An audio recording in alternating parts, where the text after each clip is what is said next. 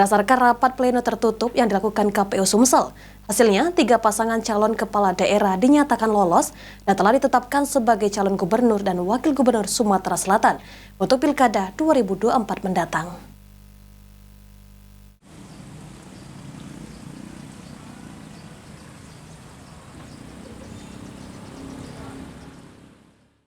Berdasarkan rapat pleno tertutup yang dilakukan KPU Provinsi Sumatera Selatan, guna melakukan pemeriksaan syarat administrasi pasangan calon gubernur dan calon wakil gubernur Sumatera Selatan di kantor KPU Sumsel pada Minggu 22 September 2024.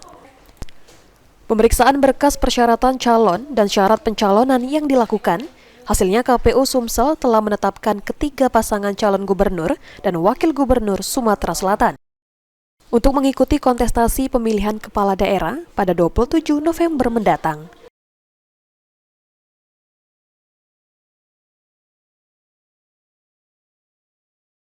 Andika Pranata Jaya, Ketua KPU Provinsi Sumatera Selatan, mengatakan, berdasarkan hasil berita acara nomor 383 yang telah dilakukan penandatanganan dan penetapan ketiga pasangan calon gubernur dan calon wakil gubernur Sumatera Selatan, yaitu pasangan Herman Deru dan Ci Ujang, Edi Santana Putra dan Rizky Aprilia, serta Mawardi Yahya dan R.A. Anita Nuringhati.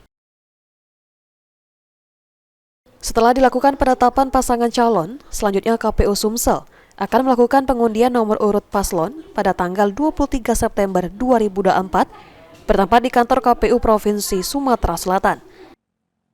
Eki Saputra, PAL TV.